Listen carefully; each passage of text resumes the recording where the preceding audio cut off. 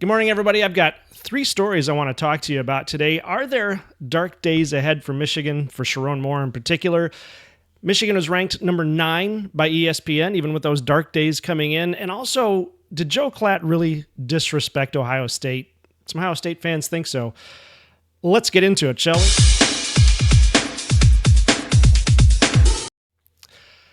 Welcome to our news show on Team Rivalry. This is our news and comment show. This is episode 2, a new thing we're doing here, trying to get out some news and opinion on what we think about what's going on, because that's what an opinion is.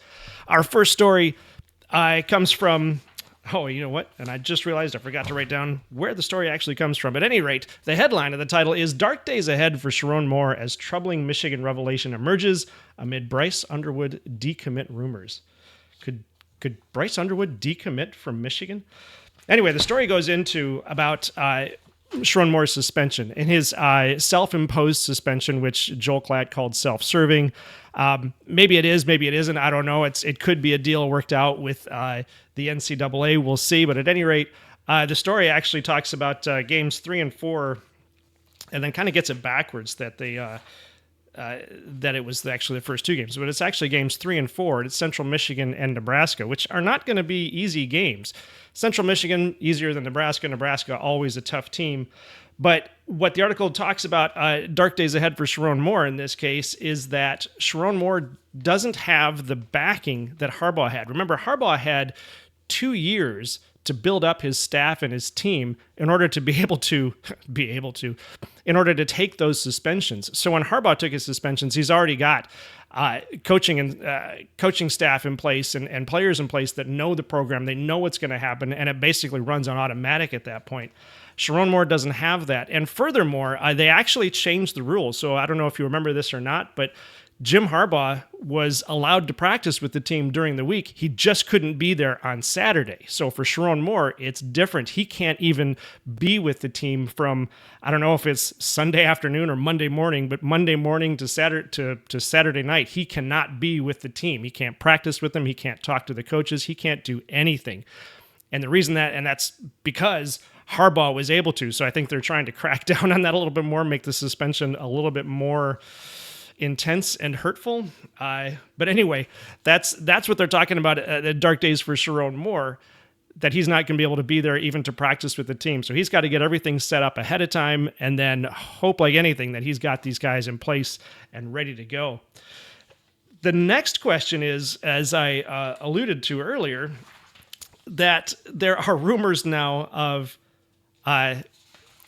Bryce Underwood decommitting.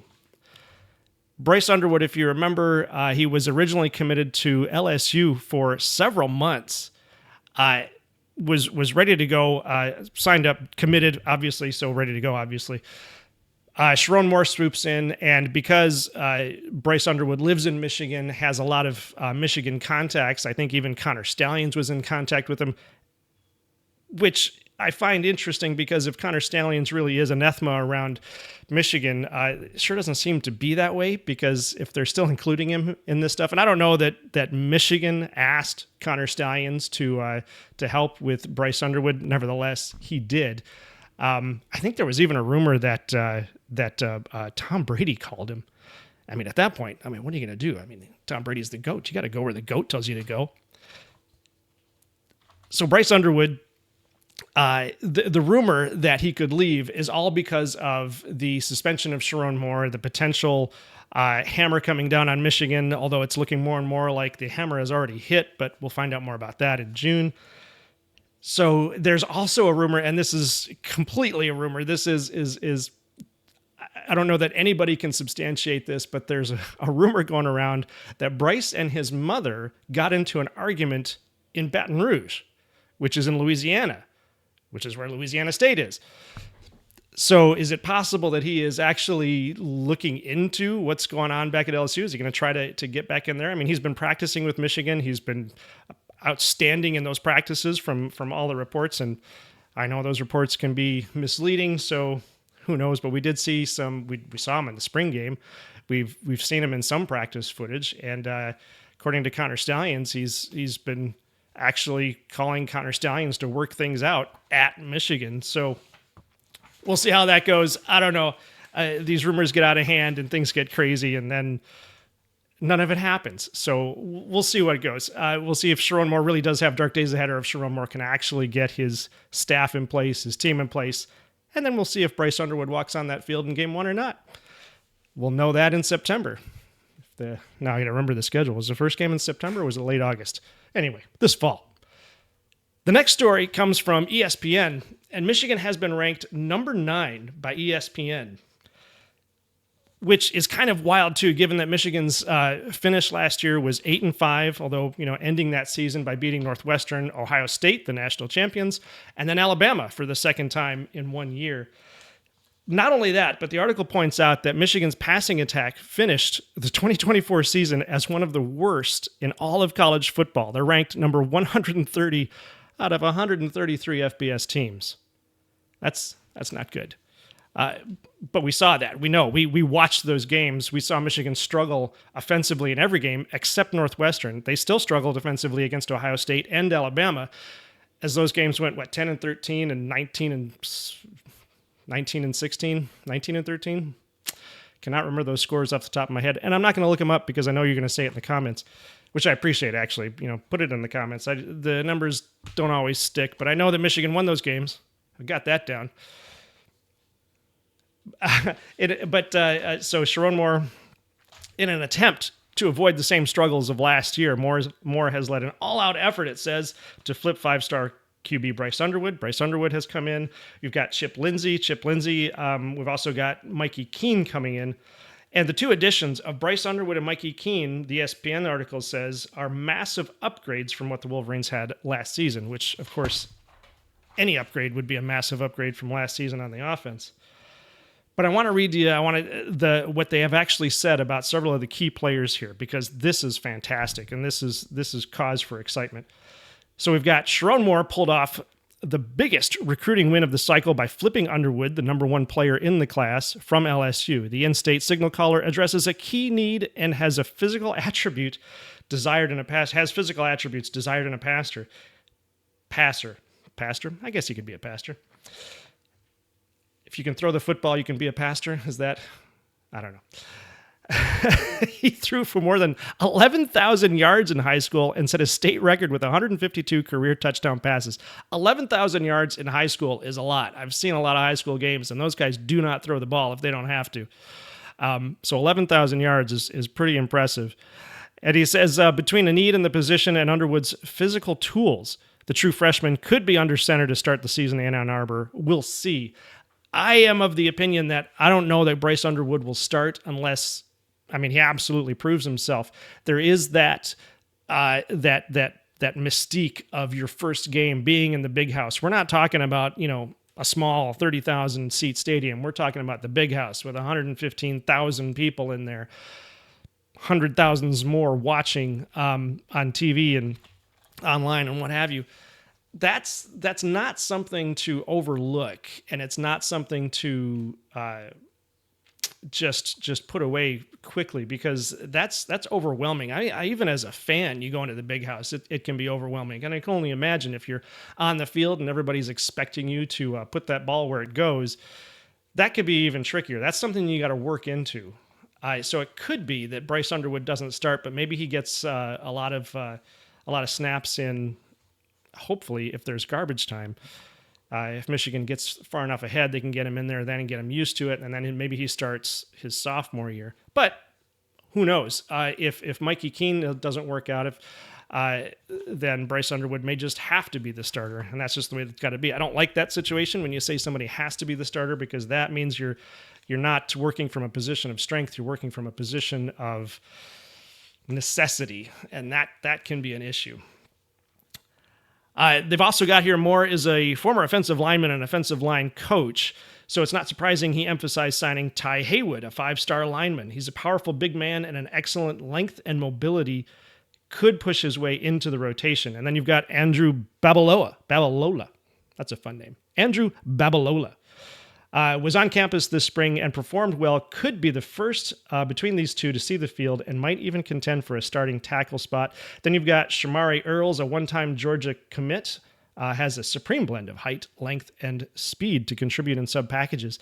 these guys are fantastic that Moore is bringing in. It's really awesome to see. Then you've got Justice Haynes will team up with Jordan Marshall at running back to give Michigan one of the best 1-2 punches in college football. I mean, you love to see that. He was successful carrying a big load in high school and certainly can produce in a featured role. Haynes is a strong downhill runner with productive yards after contact. Then we've got Donovan McCulley. This says he's a strong, big-bodied receiver at a position of need. He will be a nice target for Underwood on the outside, who will win the contest jumping 4 balls. Defensively, look for TJ Metcalf to fill a nickel role given his good coverage skills, size, and physicality. He's a ball hawk. Going back to Donovan McCulley, I want to talk about the size here. So Bryce Underwood is 6'4". Donovan McCulley is 6'5". He's the transfer from Indiana. So there's two really cool things about that. Indiana had a fantastic year last year, so to pull one of their wide receivers is a coup, I think. But the fact that Bryce Underwood is 6'4", and McCulley is 6'5", you've got Bryce Underwood just looking over everybody, and Donovan McCulley, who can also see over everybody from the other side. That's going to be fun to watch. When you have a quarterback and a receiver that have that kind of physical advantage, it can produce some outstanding plays, and I'm looking forward to seeing that. With all of those improvements, that's why ESPN puts Michigan back at number 9. We'll see how the AP puts them coming up in the fall. I would be surprised. I would be flabbergasted, actually, if the AP poll put Michigan at number 9. I kind of doubt Michigan will be in the top 20. I know some polls have them up there a little. I always get worried about the hype with Michigan because I can remember in those initial Harbaugh years, Michigan was getting ranked really high and then dropping off. And it was really, really frustrating up until 21 when they finally broke that cycle and were ranked high and stayed high. We'll see if Moore can do that in his second year, but I'm not holding my breath on that one. I appreciate and I love the fact that ESPN sees these players and sees a lot of fantastic potential in them, but I think that all has to be coordinated, and this season is going to be tough because they're all going to lose their coach for 2 games. Are they going to lose him for more? That remains to be seen. The final thing I wanted to talk about is this Joel Klatt disrespecting Ohio State. So this article, I'm going to put on my glasses for this one. I'm having a hard time reading these. This article comes from a guy named, oh no, I forgot his name again. Man, I am terrible about this.